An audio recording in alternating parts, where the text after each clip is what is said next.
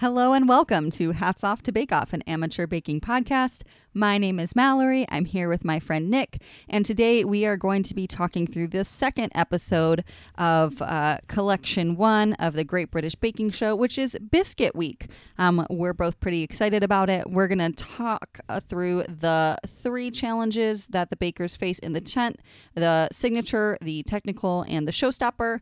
Nick's got a little lesson about the history of biscuits prepared for us, which I'm super excited about. And then we're also going to talk through Nick and I's rendition of some of the challenges that the bakers face in the tent, and maybe what we would try if we had the sort of resources that the bakers do. But before we get started, do you want to just talk about our initial impressions and what we liked about this episode? In preparation for this episode, I've watched Biscuits like 5 times. That's excessive. And I can't. No, really? No, I take that back. It's spot on. No, I'm doing my part, making this podcast great. But I also did a lot of research in biscuits, and I have some opinions on that. That's good, because I feel like as an American watching the biscuit episode, it's really just one big mystery. I'm still not 100% sure what the heck a British biscuit is. I can't decide, because it's not an American biscuit. It's not a Southern biscuit. But is it a cookie? I feel like I've been kind of saying, imagine if cookies and crackers came together, that would be a biscuit? Am I right in that? Not a bad idea. Like, we're going to go through the history of biscuits a little later. More specifically, savory biscuits. But if you're in America, you will say, or people will tell you, a biscuit in the UK is a cookie in the United States, and I want to say that is wrong. You clearly have some strong opinions about it. I have some opinions, and there's a reason. Is because there are cookies in the United Kingdom. So there is a distinction between biscuits and cookies. Okay, what's a cookie in the UK look like? So there is a brand of cookies. They're just chocolate chip cookies, and they're called Maryland chocolate chip cookies. Okay. Not Maryland, but yes, indeed, Maryland, which is upsetting to us Americans, but we'll move past that. They're basically just chocolate chip cookies. They're their most popular chocolate chip cookie that I could find in the UK. A biscuit, like you said, is a really good way of saying it. It's kind of like a cookie and a cracker had a baby. It's a lot crisper. It's a lot shorter. And so, as Paul and Mary talk about in the episode, you want a cracker that breaks, that either crumbles or it breaks in half and has a snap. And so no bendy biscuits. No bendy biscuits. It's the faux pas, like the soggy bottom. You don't want a bendy biscuit. Okay. Which, like, in my brain, like, we have crisp biscuit-like ginger snaps, right? Where they break. But I've also really enjoyed some, like, chewy molasses or ginger cookies. Yeah, I feel like everybody loves a good gooey cookie. Yeah. But there's something to it. Should be crisp. And that's, I think, my distinction there.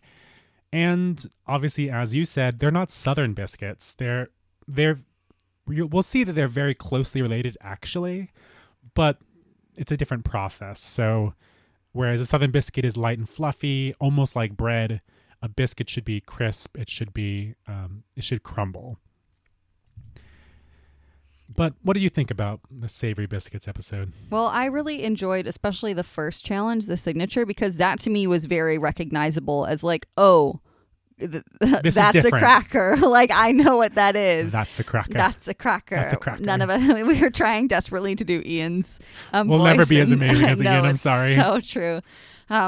But I really enjoyed that. That's something that, like, one of my favorite just like snacks or like happy hour sort of treats is like, if I'm feeling fancy, I'll make myself a cheese plate and I'll get some fancy crackers. I used to work at a wine shop, and so we had so many like delicious crackers that you would serve with cheese.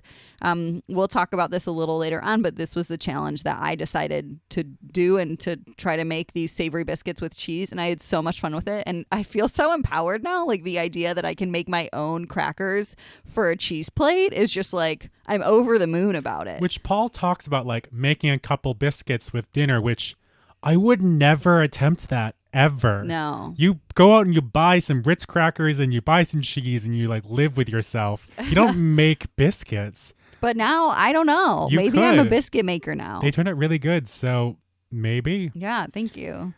I did also make a savory biscuit. I tried making Norman's Farthing biscuits, and they did not turn out super great. They tasted good, but they were American biscuits basically at the end of the day. They were just a little squat. A little squat. They weren't quite as floofy as they should be, but I made Farthing biscuits that were a little thick. They tasted great with butter.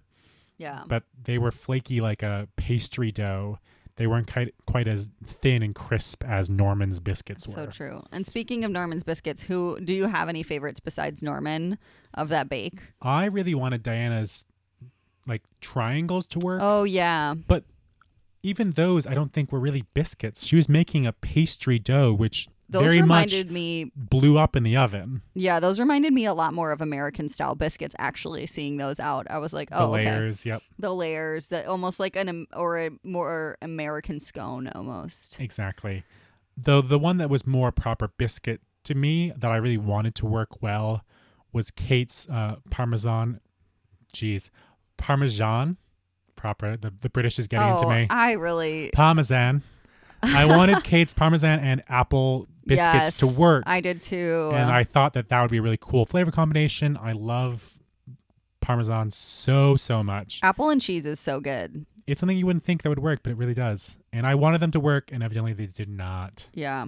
I think my favorites, as always, Nancy's up there for me. And she brought out a second miniature bake torture device, this time a mini biscuit Iron Maiden to perfectly stab all of her fennel and rye biscuits exactly evenly. And that sounded like a really interesting flavor combination to me. I don't normally love either of those flavors. But as Nick knows, I love trying things that I think I would maybe like, maybe not, just to see what that flavor combination would be like. I think would be really interesting. And obviously the judges thought very highly of them as well. I was also obsessed with Martha's caramelized onions and goat cheese sandwiches that she made. I thought they were adorable, first of all. They're so cute. I would have loved them. I don't really like goat cheese, but they sound beautiful. I'm obsessed. This is a fun fact I'm going to throw out there, and we'll maybe or maybe not ever come back to it, but I used to milk goats. And so... What? I know. There's a very... Excuse me? There's a very near and dear place in my heart for goat's cheese specifically, and all sorts of goaty products. So I don't know. I was excited about that one. And then obviously we've talked a lot about this. We're both in love with caramelized onions. So that combination was amazing. You can do anything with onions, and there's no way of making onion wrong. It's so true. Onions are God's greatest creation. Okay, hot take, but all right. That's a lie. Definitely not God's greatest creation, but it's up there. It's so close. true. And something I wanted to point out while we're on this, I was rewatching the episode and I noticed something amazing. Guess who gets the first ever? Well, the first on the American version of Great British Baking Show, Paul Hollywood Handshake. It was Norman. It wasn't was Norman. It was Norman's Farthing biscuits. He gets the first Hollywood handshake that we as Americans saw on screen, and nobody really made a big deal about it. I think it was like still pretty new. Like he was clearly flattered, but it wasn't like a Paul Hollywood A couple handshake. series later, it was huge. It was huge, and Norman got the first one. So I just wanted to shout out and hats off to Norman, I guess, for that. Hats off, but mine were not handshake worthy. I don't think they were okay, but they were not like the most ingenious thing. It's true. It sounded like though Norman had been making them for a long time. So maybe if you get a few years of making Farthing biscuits under your belt. I guess so. His looked perfect and mine were very much not. Though also, because I looked this up today actually, I couldn't find any recipe for Farthing biscuits anywhere that was not Norman's recipe. So listeners, if you have a Farthing biscuits recipe, let me know, because all I could find was because Norman's you might be Farthing Norman. biscuit. You might be. I mean, if you're listening, what's up, bud? We love you. Wow. I feel like what I've learned and my biggest takeaway from this episode and the bakes that we tried are that biscuits are tricky. And I'd never tried baking them before, so this was really exciting for me. But even the bakes that I tried, so I did a couple of different takes on. And you killed it. Thank you. Oh, it's so flattering. But I tried 2 different versions of the signature bake. So both of mine were savory biscuits intended to be eaten with cheese. And so my first one that I did was basically a rosemary and sea salt water biscuit that I rolled out. I let it rest. Like I found a couple different recipes that I was looking for this really just like bright, snappy, simple cracker. And so it was interesting. I wasn't expecting to let it rest and to let it rise. It ended up looking a lot like bread dough, didn't it? Yeah, it really did. Except for I definitely put too much water in, which made it sticky, hard to roll out. And then because I let it rest, the gluten had formed, which, spoiler alert, I will be talking all about gluten next episode. I'm excited. You should be too. Science of bread. Science of bread. But I think, the dough relax a little bit too much. And so then it was elastic and rolling it out was tricky. It kept springing back. The way that I formed the biscuits for the rosemary ones is I basically rolled it all out into one sheet and then cut it into diamond shapes, covered it all in olive oil, rosemary, and sea salt, and just baked that. I was pretty happy with how they turned out, but it seemed like they kind of had almost a little bit of a pull or a bend if there they were was a little bit of thick. inconsistency because some of them were great. Some of them were very snappy. Some of them broke and they were really thin. But others, because you couldn't roll it super well, were a little thicker, and those were the bendy ones. Yeah. But the ones that were thin were amazing. I think this is an easy and sort of versatile enough recipe that I might try it again with a little less water and see how they turn out. But I was infinitely so happy with my second recipe, which was basically I tried my best to copy these crackers. I think the name of them is like Raincoast Crisps. So I basically did a copycat sort of that recipe, and I sort of like pulled together a couple of different copycat recipes, also taking into consideration like what I had in my cabinet at the time. But they're basically these crackers that are double baked, almost like a very thin savory biscotti would be, but they're chocked full of like dried fruits, which give it like, so you'll have these nice little like bites of softer texture, but then they're also filled with different kinds of seeds and nuts. So like the texture is just amazing. And I think that sort of cracker works a lot better with like a softer cheese, like a goat's cheese, or a brie, to just like really have that interesting texture.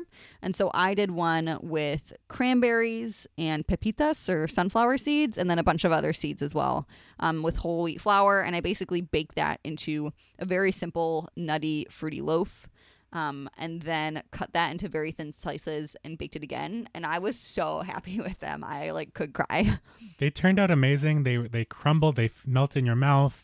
You got those different flavors and textures in there. So yeah, I was impressed. Yeah, they were really hard to mess up. This would be something that, like, if you are a cracker person, 100% would recommend trying out this or a similar recipe. Like, I realized while I was sort of assembling my ingredients that part of the reason I chose cranberries is because I knew I had some in my cupboard. Turns out I did not have as much as the recipe required. I threw in some golden raisins that I also happened to have, and it was fine. I don't know. I love recipes that sort of like have some leeway to them and let you sort of do what you will with them. It's a lot easier for me to bake that way, I think. And I mean, you made a single serving in this recipe, and it made a so many ton. Yeah, so many biscuits. I was eating them for days, and I Lord. was not mad about it. But I mean, that's always good. If good yield is important. So I'm going to start talking about the history of biscuits, which is really exciting. I did a lot of fun things in that.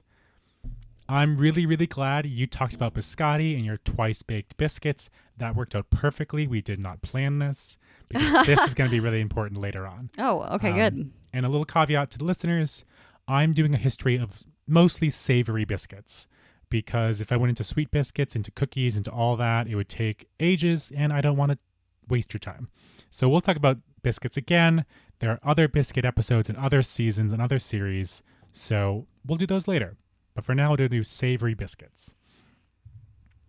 And it starts out with the biscuit, the biscotti, and biscuits. So bread, obviously, it's kind of very similar to bread. It's been around for hundreds, maybe thousands, probably more than that, years.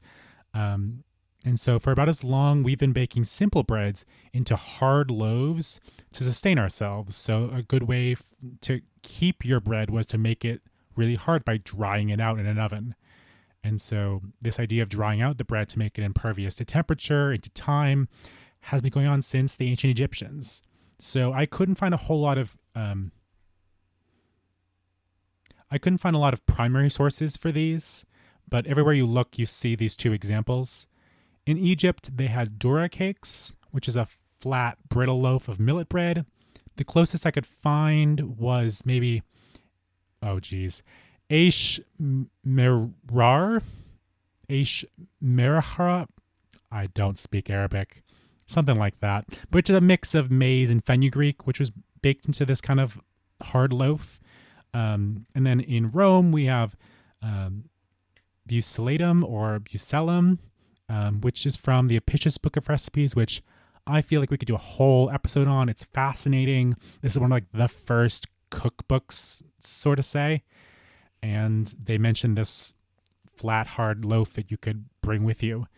Were these loaves then... Yeah, you mentioned flat. So were they always flat? Or when I think of a loaf of bread, I don't think of something that would have the same dimensions as a cracker or a biscuit. So this would be something that's like a bread, but it was baked flat because it wouldn't you wouldn't want to have something that rose too much. Right. And then have to crystallize or harden that.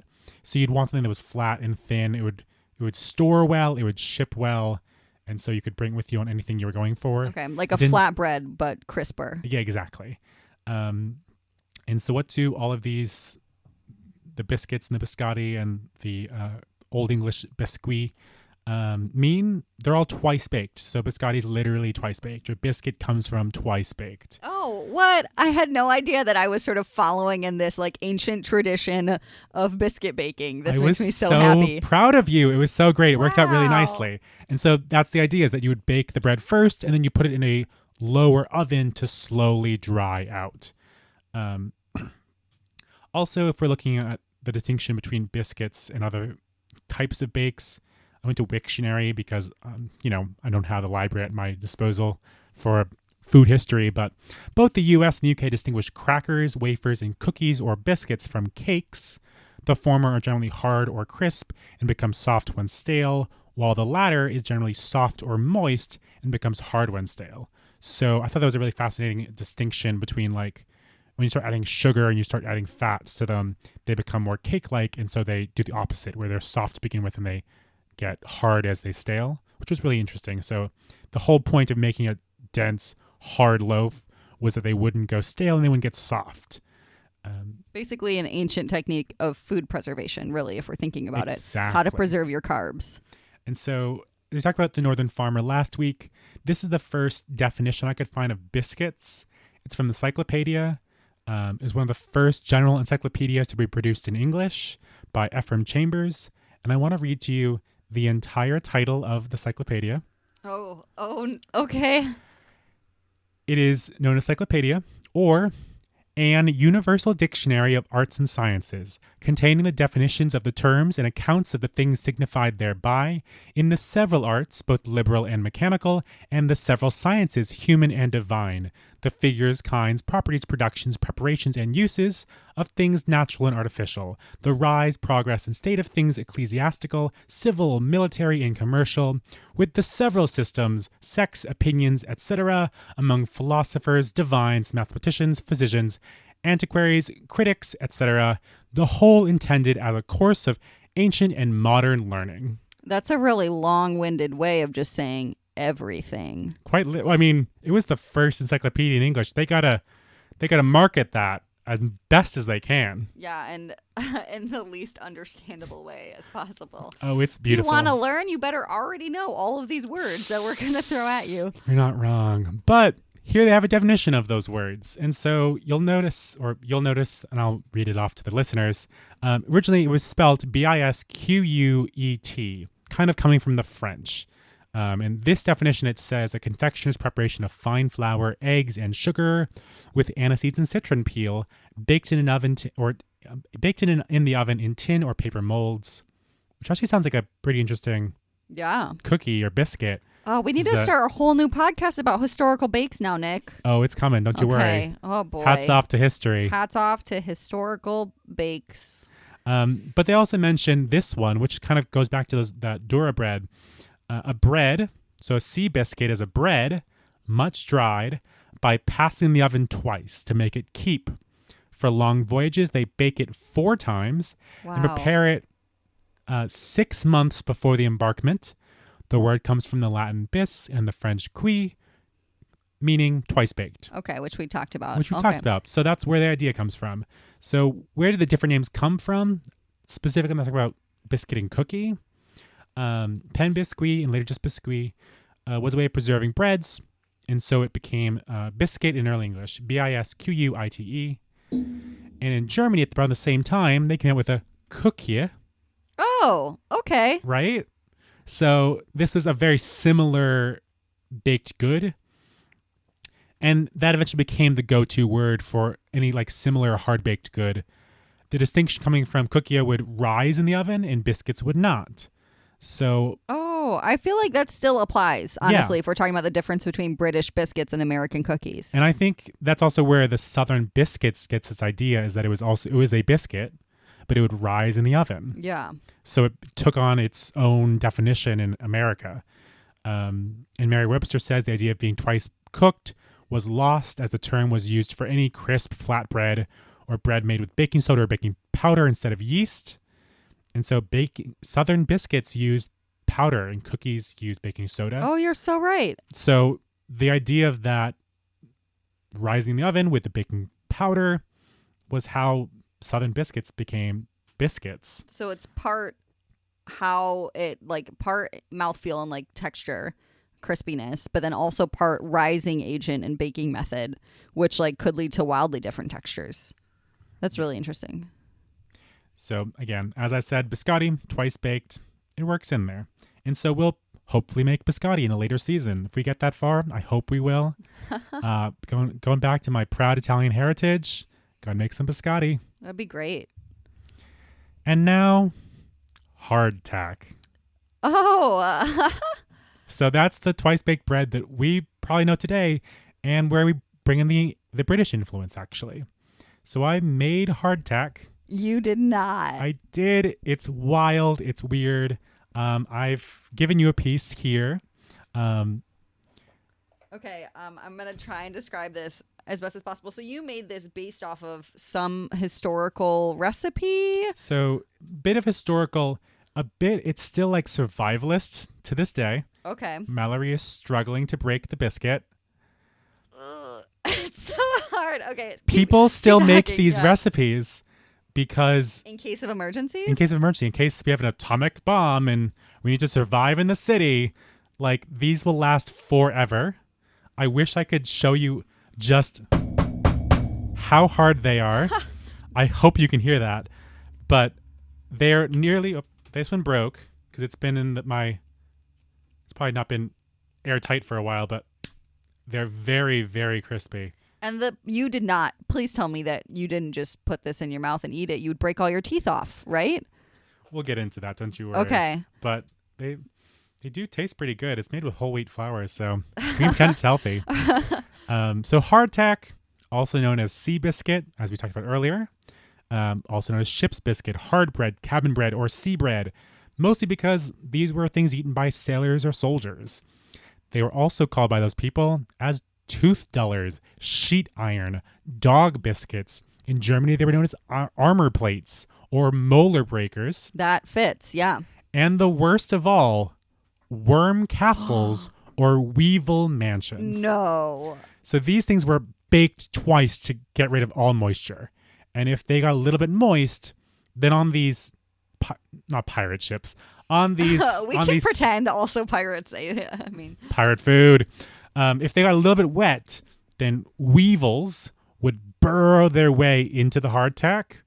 Sailors would either have to soak them in hot water or knock them to get rid of the bugs. And they specifically did that because weevils are really bitter.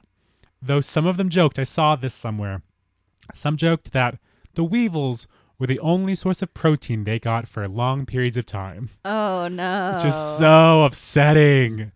And But now we make it for fun. I mean, evidently. They're iconic of the British Navy. So that's why I brought them in, because they're very iconic for British Navy men. And since they're a simple mix of flour and water, I added a little bit of salt. Normally you wouldn't, because salt is a desiccant and brings in water. And so these could last 4 years if stored where they couldn't be spoiled by water. British sailor rations were said to be 1 pound of hardtack and 1 gallon of beer each day. Absolutely not. So they would like soak the hardtack in the beer or coffee or water for 15 minutes just to make it digestible. Oh, no. So this is where it's like it was baked 4 times and dried for 6 months. These things were so impenetrable. You could even grind them up and add them to soups and other liquids. They've been used in, I think, the States for like, I'm thinking casseroles. What's the word? Chowder. Oh. You could grind it up and add it to chowder. To make it thick? To make it thick. Interesting. It's a thickening agent. You could soak them in water, then fry them in lard or butter. The list goes on. Wow. And one thing that I did note, there was a comment that made a lot of sense on one of the recipes that I thought was fascinating. I couldn't corroborate this idea, but back then these were made well before we had these finely processed flours. So they're made with whole meal flours, maybe a little bit of sourdough because there'd be some yeast bacteria just in the air, like when you make a sourdough starter. And so when making these, they probably were made using more granular or more interesting flours, so it might have actually had a softer feel than we can think of today, because there wouldn't be such a fine powdery flour. But they're made to this day. You can buy Sailor Boy brand Pilot Bread crackers, which are these actually very pretty looking crackers. They like serve off their marketing campaign with like cheese and tomatoes, but like they're literally the same thing. They're just hardtack, but made to look fancy. After that upsetting moment, it's time for tea, where I've created a little daytime British TV. Oh, okay. So there is a show that I absolutely love. It is called Mock the Week. They make fun of what's happening, whatever, in the news. And one of the very first things they play in most episodes these days is called If This Is the Answer, What Is the Question? And the host, Dara O'Brien, would ask, if this is the answer, what is the question? They'll put up something like... A la Jeopardy? Is it like... It's very Jeopardy-like, but a little more funny because it's a panel of comedians. Oh, okay. So they just like riff off each other and talk about things. Or it could be like 700 million, or it could be like shirts and socks and shoes, and like what could that be an answer to? And it's always something that's been in the news recently. So we're not comedians yet, but we'll play a quick game of that. What do you think 700 billion has to do with biscuits? The number of weevils that can fit into a loaf of hardtack. Good one. I like it. Emma Hughes of Country Life UK reported that statistics show in 2013, UK residents collectively ate 7 billion biscuits with a B. Wow. Billion. And who knows how many trillion of weevils then? I hope. I'm kidding. I hope the British public is not eating weevils. I'm done. I'm sorry. You're not done yet. We've got one more round. Okay. 500 pounds per second. Same question. If this is the answer, what is the question? Oh, this one I don't know. I'm not clever enough for this. You can give me a serious answer if you think you know it. A serious answer. 500 pounds per second. No, I don't know. So this is according to Platis, who's a company that owns McVitie's. They did research, and in their 2018 biscuit review, Brits are snacking to the tune of 500 pounds every second. So snack foods in general. Okay, snack foods in general are being consumed. 500 pounds every second, which I did do the math. Say we get about 8 hours of sleep. That means the UK are eating 29 million pounds every day, which seems a bit of a stretch, but it's possible. Yeah, I Maybe don't I did my know. math a little wrong. I don't know. That's a lot of biscuits, a lot of snacks. Either Maybe way. they already accounted for sleep. I don't know. I mean, God only knows. Lastly, can you guess what is the number one selling biscuit in the United Kingdom according to this company, Platis?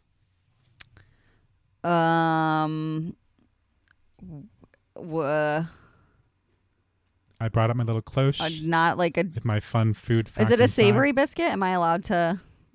Or is it I'll give you that one. It is not a savory It's biscuit. not a savory biscuit. I want to say like maybe a ginger snap. I have no idea on this one. I honestly don't know. I don't know enough about British culture and like because here I'd be like chocolate chip cookies for sure. We all of that, but over there, no idea what's popular. Maybe. So the number one selling Okay. biscuit. Can you tell the listeners what you're seeing here? Kit Kats. Wait, I'm so sorry. This just blew my mind. No way. Kit Kats count as They're not a a biscuit. They're not a biscuit. They're not a biscuit. Not in the American brain. But according to this company, it is the number one selling biscuit. Is it because of the wafers inside them? They count them as a chocolate covered wafer. If you look at like the Kit Kat website for the UK, that's what they refer to It's them a as. completely different marketing scheme. Okay. All right. Sneaky biscuits. I don't know what to say there, but I mean, I love me some Kit Kats, but I would never call that a biscuit. That's a chocolate bar with some biscuit inside. yeah. However, if we're talking about savory biscuits, again, the top biscuits in the UK are things I've never heard of. So they got the Ryvita crisp bread, which is like a rye cracker. Jacob's cream crackers, no idea. Rice cakes, oat cakes, Ritz is in there. And so as I've been saying, I think America we would call savory biscuits crackers. Anything else we would think of? Like, do we have water biscuits in America? We 100% have water biscuits. Okay, if so you're like making a cheese plate, that's a pretty classic. We have biscuits, but Yeah. like you wouldn't think of the whole collective as biscuits. Yeah, no. You'd say that's crackers. a cracker. Mm-hmm. That's a cracker. That's a cracker.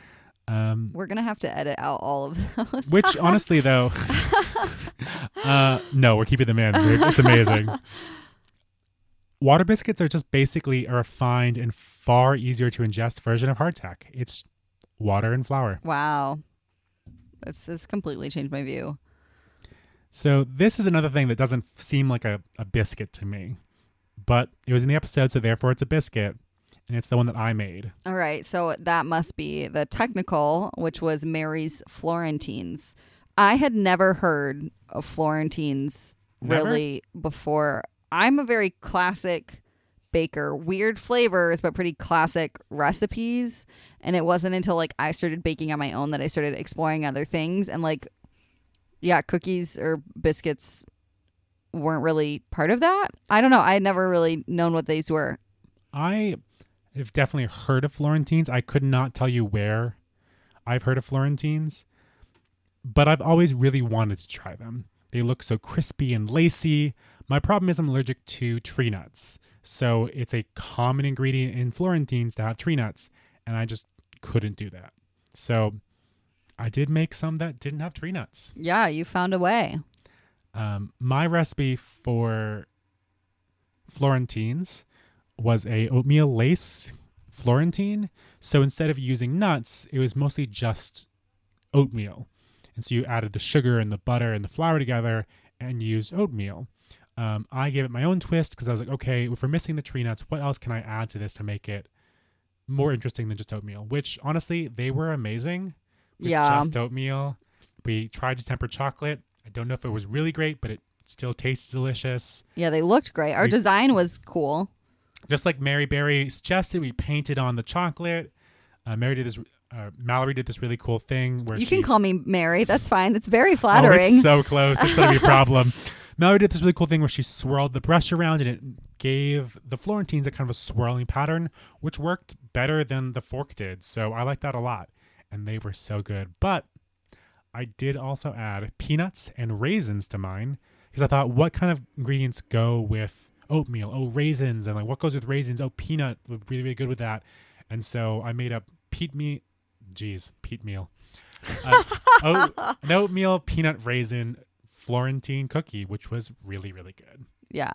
Although I will say one thing, if anybody's trying to bake them at home, one thing that we struggled with doing that was making sure the texture of all of that lined up, because you're working with oatmeal, which has is much like smaller and skinnier than like a bunch of chopped nuts or fruits would be. Making sure the peanuts and the raisins were the same size or very small was key to making sure that the Florentines, because really what you're doing with the Florentines is that they melt pretty much flat. And so making sure that your batter can do that was a little bit tricky, but I think we figured it out and you got there. We got there eventually, but yeah. I did sit there and take out all of the individual raisins so I could chop up some raisins, put them back in. That's some real GBBO tent energy that you've got going yeah, there. I mean, anytime we're individually chopping anything. Yeah. I mean, we learned to, eighth the cherries last week, so I should have done that. Eighth the raisins. The raisins. And then neither of us did this last bit. No, neither of us were brave enough to tackle the 3D biscuit scenes that the bakers were asked to do as the showstopper. But I do still want to talk about our favorites from the show, because I was so impressed by all of these. I feel like because the first episode had them doing mini cakes, you really didn't get to see as much of the creativity in design that's sort of inherent to the Showstopper Challenge and of my probably one of my favorite parts of the show. So I definitely want to ask you who your favorites were and why. I gotta stay right out of the back. I gotta say I loved Martha's so much. Yes. I thought her flavors were ingenious. Yes. I thought the way she put it together was ingenious. I love that she covered it in marshmallow. It was just a brilliant idea. I think I would have loved Jordan's Monster Attack, because I really want to try eventually making bourbon biscuits and custard biscuits. But I think the one person who did a really good job but didn't quite get enough attention was Diana and her train. Oh, yeah. That was ingenious. That's so true. So many different types of biscuits, so many different techniques with biscuits. Her pinwheel. Her pinwheels were perfect. Her tweel was perfect. She made a round cookie. I forgot she made tweel. Yeah, she did a lot of stuff, and it worked out really nicely. It was a little higgledy-piggledy. It was a little bit homemade, but... It's Diana's style, though. You know what I mean? Like Diana's classic OG. Right. I don't know. Okay, so I'm ready to tell you about mine, because I definitely agree. Martha's was one of my favorites. Whenever the bakers for a showstopper can come up with this beautiful idea for what the design is and have flavors that complement, not only that taste good, but then also make sense with the idea of the concept of the bake, like, is so cool to me. So her Winter Slopes bake, that was also using flavors inspired by things that you might get if you were up and skiing. So like mulled wine, I think there was like hot cocoa and coffee. So like that was great. And then along the same line was Louis' George and the Dragon. I knew you were going to say that. Okay, I'm obsessed with Louis. You'll find out like every single one of my favorite bakes. I didn't realize that he was like one of my favorites until I've been going through and trying to pick my favorite bakes from each one. And Louis' been on my list pretty much every time so far. But the combination, like that piece was still so visually stunning. And then the combination, he did chili and chocolate for the dragon, and then orange and cardamom for the knight. And like having this like bright, fiery flavor go along with a dragon and having it be like this black, dark biscuit. I could go about this forever. I'm going to cut myself off. But I loved Louis'. And then I was also super impressed with Ian's Wild West scene. I thought that was really cool. I like the different flavors of biscuits. That was really inspiring and seemed a little bit more like, that one made me feel a little bit more like I could maybe achieve something similar to that. Whereas like Louis was like a mathematical masterpiece. Yeah. I wish I could do something like that. It's so true. Yeah. But if you were doing something like that, what would you do? I would probably go a similar route to Martha or to Nancy and do a mountain, maybe like pine forest theme. I think it'd be pretty easy to like sort of crosshatch and do a couple like really big, beautiful pine trees and frost them and decorate them in a way that looked really nice. And then I was trying to think. So on brand for you, It Malory. is so on brand for me. So on brand.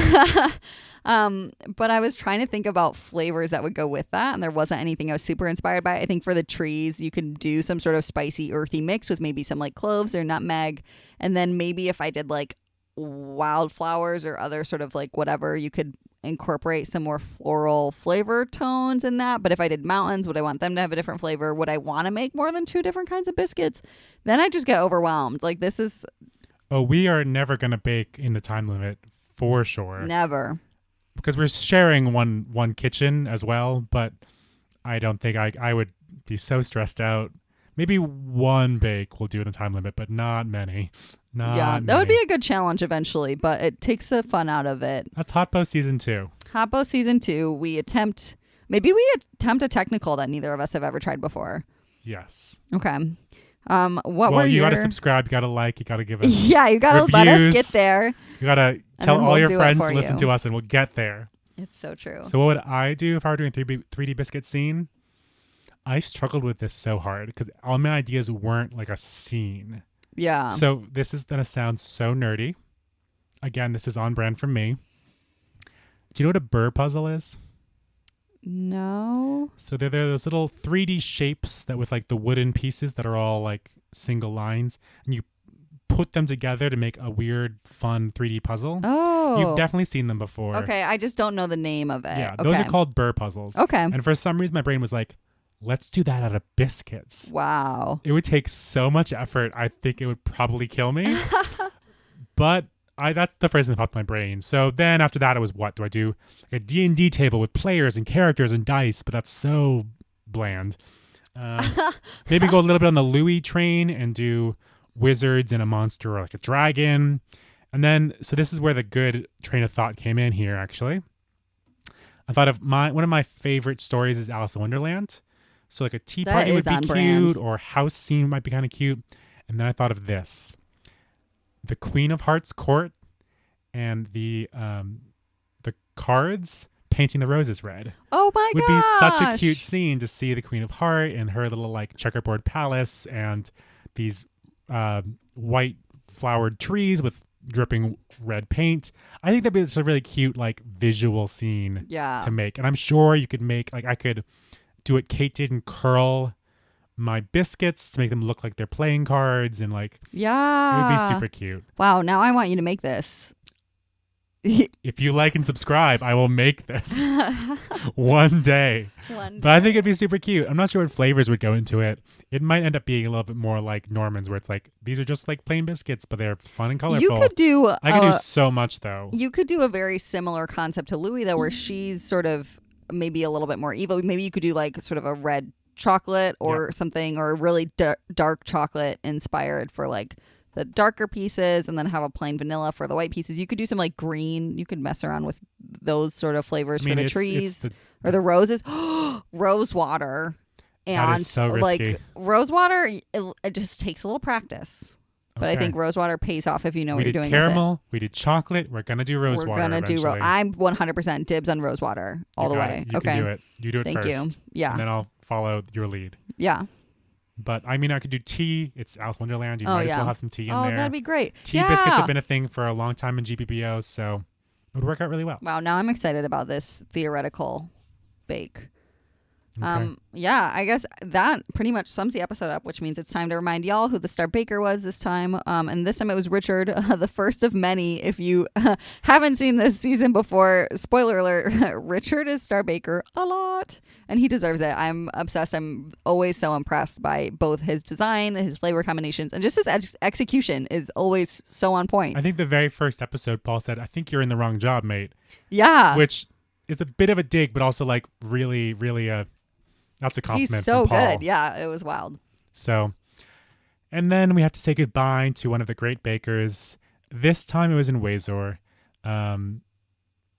But again, he's living his best life after Bake Off. So he's a businessman, and a baker, but also like a athlete, like a really powerful one. So he has posted on Instagram tons of his cycling, like alongside the Tour de France. He runs for cystic fibrosis a lot for charity races. He ran with a group of 40 in a 24-hour treadmill challenge to raise money for cystic fibrosis, which is pretty awesome. Wow, yeah. So he started and runs a small local Facebook group for bakers around Portsmouth, where he's from. And those people were people who had convinced him to join Bake Off, to apply to be in Bake Off. Wow. So that's super cute. He's actually recently started doing something called Be Locals. So he seems to have very high personal goals for himself. And he once evidently walked around Portsmouth without shoes for 8 months in preparation for the Great South Run, which is like commitment. I have no idea why he did this, because as far as I can tell, you can wear shoes on the Great South Run. Huh. I don't really know why, but that is commitment to bettering yourself. He once, in proper unpaid intern levels of commitment, he did an overnight shift at a local bakery, helping bake 900 loaves of bread just for the experience. Wow. I mean, I worked at a bagel shop, and I don't think I ever made that much bread at once. Yeah. That's intense. But now, as I said, he's doing this local food company called Be Locals, which you can find at belocals.uk, not sponsored, which helps connect busy individuals with fresh meat and veg and breads. And they look so, so good. And it's a great endeavor to start shopping locally. So he's connecting local farmers from around his area with consumers. Wow. You know that's my jam. That is totally your jam. Yeah, I love that. So if you're from his area, you can get fresh food delivered from local farmers from your area. And I think it's going to be a really great endeavor. I hope it does really well. Go check them out.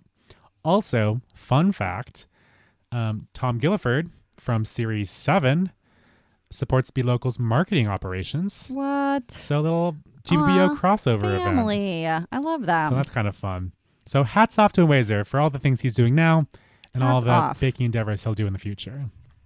And that brings us to the end of our episode today. I hope you enjoyed it very much. We sure did. And so in 2 weeks, we will prove our skills with Bread Week. Thank you, Nick, for always laughing at our horrible puns. I will always laugh for your puns. Wonderful. So if you have enjoyed this episode as much as we have, please make sure to tell your favorite people about it and to come check us out on social media or subscribe to our show. We are on right now Apple, Google, Stitcher, and Spotify podcasts and are working to get on as many platforms as we can. We encourage you to subscribe and download. Each subscription and each download really helps us out and warms our hearts.